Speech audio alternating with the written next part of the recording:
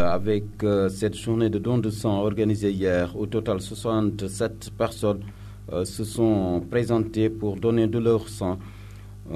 Geste motivé par l'aspect humanitaire d'une association, nous dit Ndiaga Wadi, les membres de l'association des tailleurs de Thiès. On a organisé cette journée-là parce que nous sommes des citoyens thiessois, on doit participer sur le développement de la ville. On a une quantité très nombreuse, nous participons pour donner notre sang parce que des fois nous attendons le banque de sang fait appel pour dire les populations viennent de donner leur sang parce qu'il y a des accidents au niveau de la ville, surtout au niveau des Jakarta et les autres. Comme on est là dans cette ville, nous montrons que nous sommes des thiessois, nous devons participer sur le développement de cette ville. Qu'est-ce que vous dites maintenant aux autres? Nous demandons toutes les thiessois, tous les autres artisans de donner leur participation sur le banque de sang de Thiès. Parce qu'à cause de ça, nous sommes des tailleurs, mais on doit participer sur le développement de cette ville-là. À cause de ça, nous venons. Est-ce que vous comptez pérenniser cette activité? Chaque 3 mois, nous devons faire la même chose, de le refaire encore. Parce que des fois, le banque nous attend des ruptures de sang encore. Comme on a d'une association, plus de 811 membres, nous devons appeler nos camarades des artisans pour venir de donner leur sang parce que c'est bon pour la 811 membres. Ndiaga Wade, porte-parole du jour de l'association des tailleurs de Thiès. Le geste de l'association ATT a été bien salué par les responsables de la banque de sang de l'hôpital régional El Hadj Amadou Sakhir Diéguine de Thiès avant d'inviter les autres couches socio-professionnelles de la Cité du Rail à s'inspirer de cette association. Mam Alassane Silla, assistant social à la banque de sang de l'hôpital régional. Nous sommes actuellement satisfaits de leur mobilisation. Comme vous le savez, c'est rare qu'on connaisse un nombre de donneurs au niveau de cette banque de sang. Combien? Nous sommes à 67 actuellement. Maintenant, quel est le message que la banque de sang lance à l'endroit des autres Thiessois? Nous demandons à tous les Thiessois de faire comme les terres, de venir pour donner leur sang pour sauver des vies. Comme vous le savez, l'hôpital régional est confronté à des déficits vraiment récurrents. Chaque année, même si vous donnez ici, si nous recueillons 100 postes la semaine, on peut les distribuer dans une semaine. C'est juste pour montrer le besoin qui est ici au niveau de la banque de sang. Vraiment, encore une fois, nous remercions l'association des tailleurs, le président, tous ceux qui sont venus ici ce matin donner de leur sang. Retenez en plus bref en santé la présentation de la revue annuelle conjointe régionale de Thiès qui se tient ce matin avec comme ordre du jour la présentation du bilan annuel 2014 de la région médicale de Thiès. Nous y reviendrons.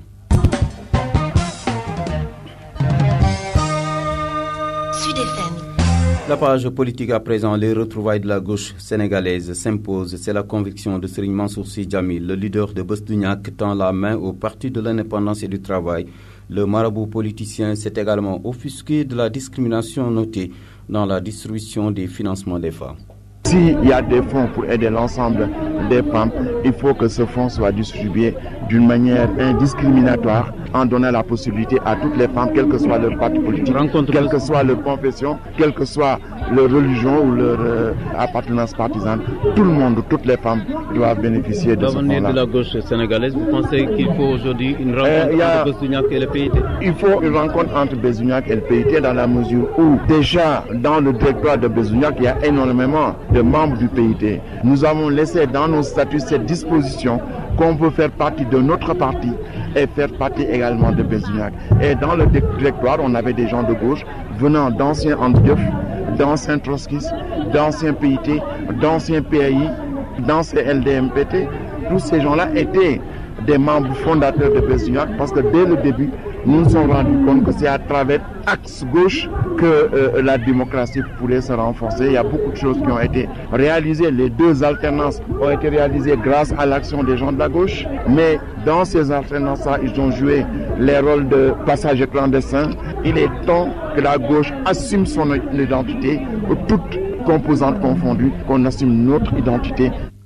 Serigne Mansour Sy Djamil, le leader de Bosdouignac. Parlons toujours politique avec le dialogue au Sénégal. Les autorités religieuses sont interpellées. Selon l'édile de Thiénaba, présent au Gamou de Diayane, le Sénégal a besoin de prières. Baptiste, c'est le premier adjoint au maire de Thiénaba.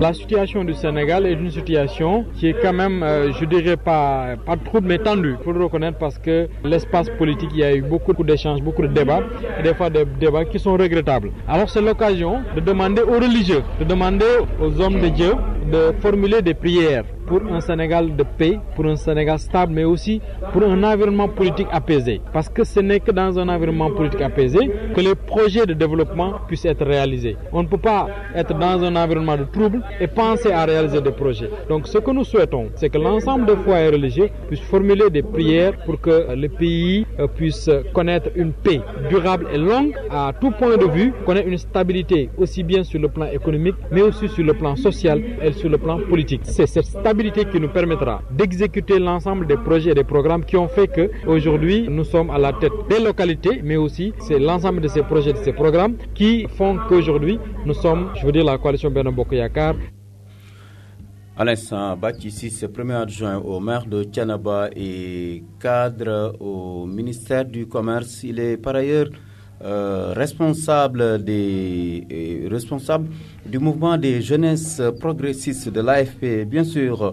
Et puis, bouclons cette page politique avec cette déclaration de la Convergence Action Karim 2017. La Convention de Thiès dit se sentir le devoir d'exprimer son opinion sur les points brûlants de l'actualité politique sociale de l'heure au Sénégal.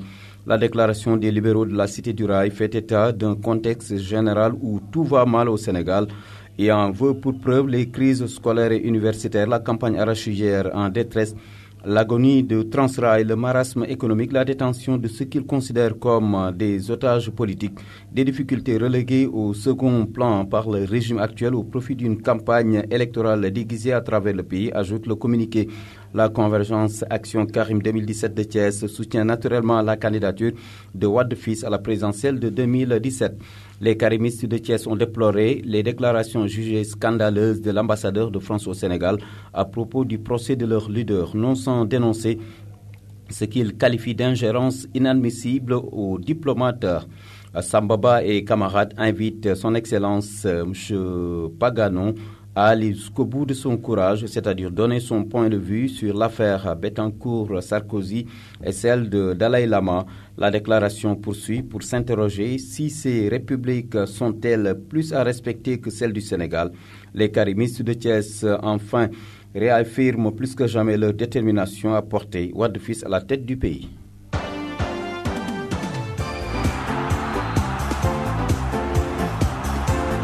Parlons en présent sport avec l'UASU. Après 10 ans de léthargie, les activités de l'UASU ont repris dans la région de Thiès malgré le boycott de certains professeurs et maîtres d'éducation physique sportive. 60 établissements de l'élémentaire et du moyen secondaire ont participé à la relance de l'activité durant l'année 2013-2014 au Mondial. C'est après concertation avec l'inspection d'Académie de Thiès qui a accepté de porter le projet que le service régional des sports a organisé une journée de réflexion au SNEPS de Thiès. C'était au mois de novembre 2013. Des assises qui ont regroupé tous les acteurs et qui ont abouti à la mise en place d'un comité ad hoc chargé d'organiser les compétitions. C'est ainsi que 60 établissements de l'élémentaire et du moyen secondaire des 3 départements ont participé aux différentes disciplines sportives comme le football, le basketball, le handball et l'athlétisme. Cependant, tout n'a pas été parfait, puisque des professeurs et maîtres de PS ont manifesté une vive réticence par rapport à l'établissement des licences et ont même pu convaincre bon nombre d'établissements du moyen secondaire à ne pas participer aux compétitions. Ce qui n'a pas du tout découragé les initiateurs de la relance qui ont donné le coup d'envoi des activités de l'année 2014-2015 par une randonnée pédestre. Le chef du service régional des sports salue l'initiative de Thiès, Marie-Pierre Ndiaye. Et là, je crois que le ministère des Sports s'est appuyé sur l'exemple de Thiès